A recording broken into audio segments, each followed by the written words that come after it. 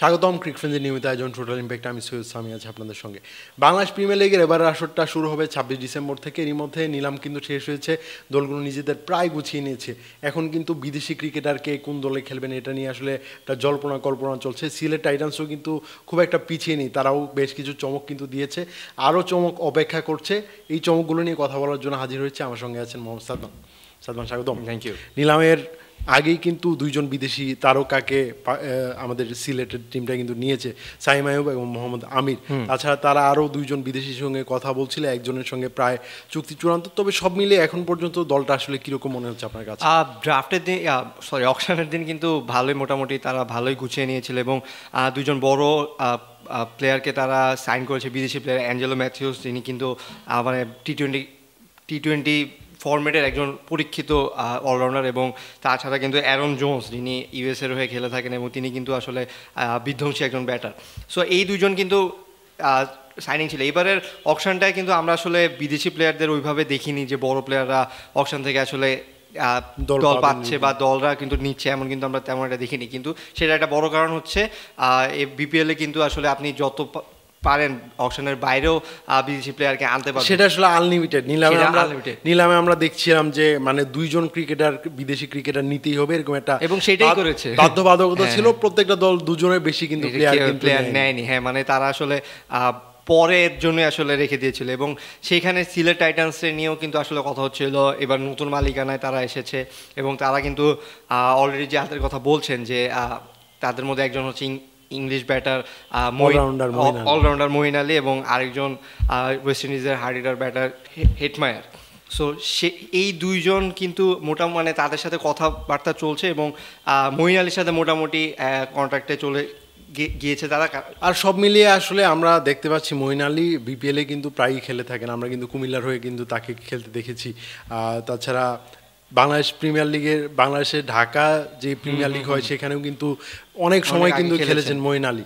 So বাংলাদেশের প্রতি, বাংলাদেশের ঘরের জামাই বলা যায় মঈন আলীকে, সিলেটের জামাই স্পেশালি বলা যায়। সেই দলটার হয়েই খেলবেন মঈন আলী। সব কিছু ঠিক থাকলে 4 জানুয়ারি তিনি আসলে বাংলাদেশে আসবেন এরকমটা ধারণা করা হচ্ছে। তবে তাকে পেলে আসলে দলটা কীরকম হতে পারে আপনার মনে হয়? হ্যাঁ, মানে মঈন আলীর মতো একজন এক্সপিরিয়েন্স অলরাউন্ডার তিনি যদি বিপিএলে খেলেন, বিপিএল তিনি আগেও খেলেছেন, বাংলাদেশের এনভায়রনমেন্ট নিয়ে কিন্তু তার ভালোই ধারণা রয়েছে। সো এই টিমটার মধ্যে মঈন আলী যদি যুক্ত হন তাহলে কিন্তু আসলে ভারটা বেড়ে যাবে। আপনি এক্সপিরিয়েন্সের দিক থেকে এখন যদি আমি বলি, মোহাম্মদ আমির কিন্তু এখন আসলে অনেক এক্সপিরিয়েন্স একজন বলার, এবং অ্যাঞ্জেলো ম্যাথিউস রয়েছেন এই টিমটাতে। আপনি এখন অলরাউন্ডার যত আসলে বাড়াতে পারেন, আপনি অ্যাঞ্জেলো ম্যাথিউস এবং মঈন আলী যদি আপনার মিডল অর্ডারে ব্যাটিং করে তাহলে কিন্তু আপনার জায়গাটা অনেকটুকুই মানে সেটেল হয়ে যায়। না, আরেকটা বিষয় আপনি দেখবেন যে দলের প্রয়োজনে আমরা আইপিএলে কিন্তু মঈন আলীকে অনেক সময় ওপেনিংও করতে দেখেছি।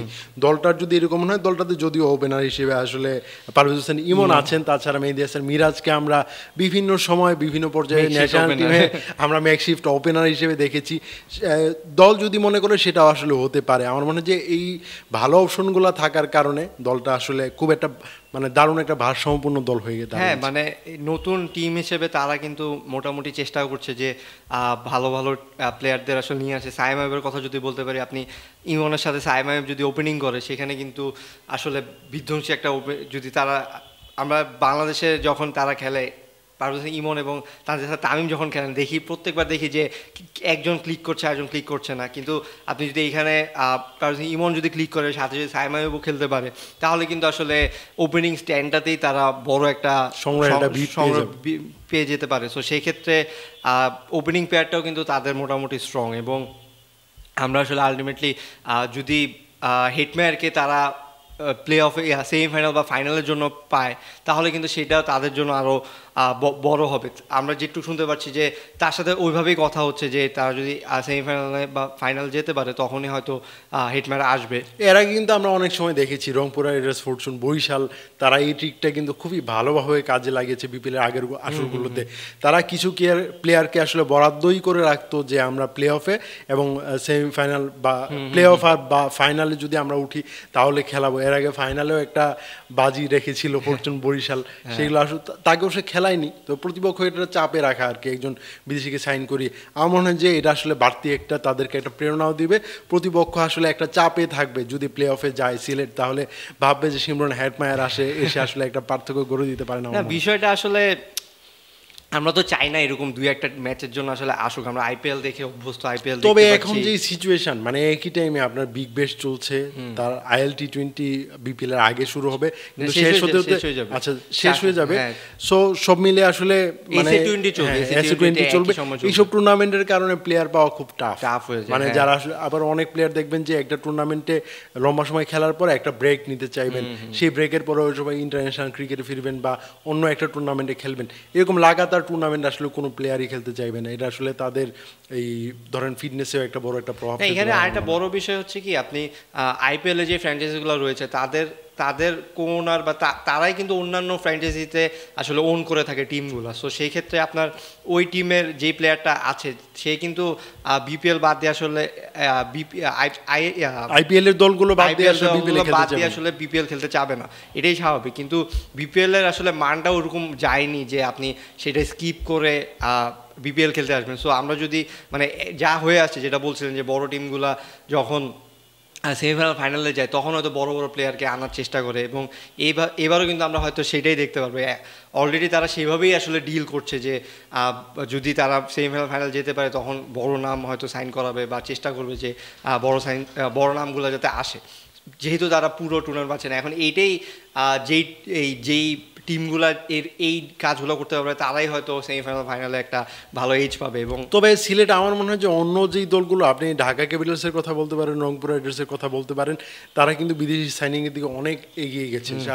তারা 7-8 করে কিন্তু বিদেশি অলরেডি সাইন করে ফেলেছে। সেক্ষেত্রে সিলেট আসলে এখনও খুব একটা পাবলিশ করেনি। আমার মনে হয় যে আগামী 2-3 দিনের ভিতরে সিলেট আসলে তাদের যে বিদেশিদের লাইন আপটা আছে এটা আসলে তারা কনফার্ম করার চেষ্টা করবে। না হলে তাদের কিন্তু এই 4-5 জন বিদেশি ক্রিকেটার আসলে হবে না। আপনি আসলে রোটেশন করিয়ে যদি বিদেশিদের খেলাতে না পারেন তাহলে আসলে বড় একটা বিভাগে পড়বেন। আপনি মোহাম্মদ আমিরকে খেলাতে পারেন, আপনি যদি দেখেন যে প্রতি ম্যাচেই খুবই খরুচে বোলিং করছে মোহাম্মদ আমির, বা এই ওয়েদারে এই কন্ডিশনের সঙ্গে মানিয়ে নিতে পারছে না, আপনার কিন্তু প্রপার একটা রিপ্লেসমেন্ট কিন্তু লাগবে। সেই দিক থেকে সিলেট আমার মনে হয় যে এখন পর্যন্ত পিছিয়ে আছে। না, তার মধ্যে কিন্তু আপনি আমিরের কথা বলছেন, আয়োজন যে সাইনিং আছে সাইম, তিনি কিন্তু আসলে ইন্টারন্যাশনাল সিরিজ খেলার জন্য চলে যেতে পারেন। তিনি কিন্তু যাবেন, এটা একদম শিওর। জানুয়ারিতে পাকিস্তান শ্রীলঙ্কার একটা সিরিজ আছে, সো সেইখানে কিন্তু তিনি এনওসি পাবেন না পাকিস্তানের পক্ষ থেকে। সো তখন জায়গাটা ফাঁকা হয়ে যাবে। সো সেইভাবে চিন্তা করে আসলে তাদের টিম সাজাতে হবে, কারণ আপনি টুর্নামেন্টে জিততে হলে একটা কনসিস্টেন্সি মেনটেন করতে হবে, আর বারবার রোটেশন হলে আপনি টিম আসলে বিল্ড আপ হবে না।